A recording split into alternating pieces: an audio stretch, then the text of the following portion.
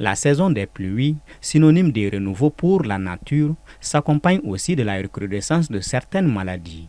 Cette année surtout, où les précipitations exceptionnelles ont provoqué d'énormes inondations, les populations sont sous la menace de diverses maladies et les plus vulnérables restent les enfants.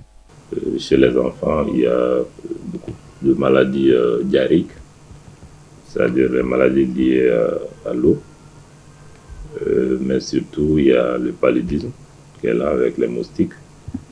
Et il y a aussi quelques infections respiratoires aiguës.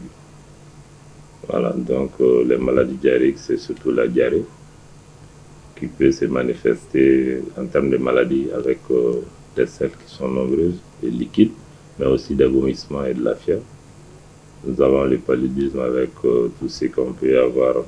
Et ici, à l'hôpital, on a souvent les formes graves de paludisme qui nous arrivent, mais aussi nous avons beaucoup d'infections respiratoires aiguës.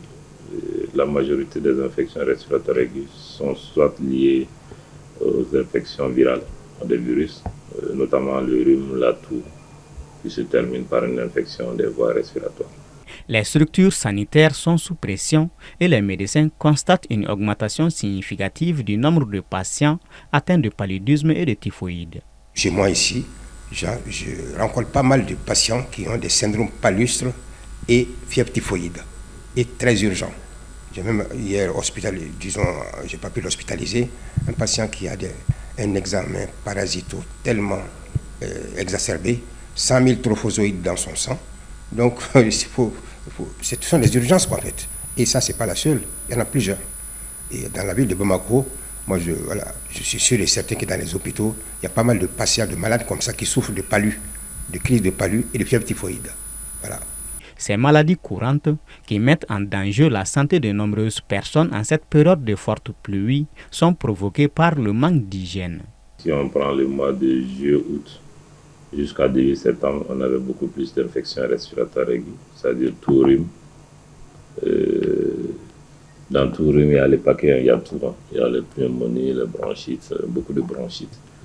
Ensuite, on prend la phase fin septembre, début octobre. On a beaucoup plus de paludisme, des cas de paludisme. Et puis, durant toute la période, c'est les maladies diarrhéiques, c'est les diarrhées qui sont souvent liées à l'insalubrité, mais aussi à la quantité d'eau. Les maladies sont causées par la prolifération des moustiques, les eaux sales, la stagnation des eaux sales suite aux inondations, là, tu vois. Et l'hygiène, manque d'hygiène. Quand tu circules là, tu vois que les caniveaux sont des sources de prolifération des moustiques. Les moustiques, les gens ne sont pas protégés. Voilà. Et ils dorment peut-être pas sous les moustiquaires imprégnés. Donc il faut une sensibilisation des populations et les aider aussi à s'en sortir. Selon les données du ministère de la Santé, le paludisme constitue le premier motif de consultation dans les établissements de santé avec 34% et un taux de mortalité atteignant 24,4%.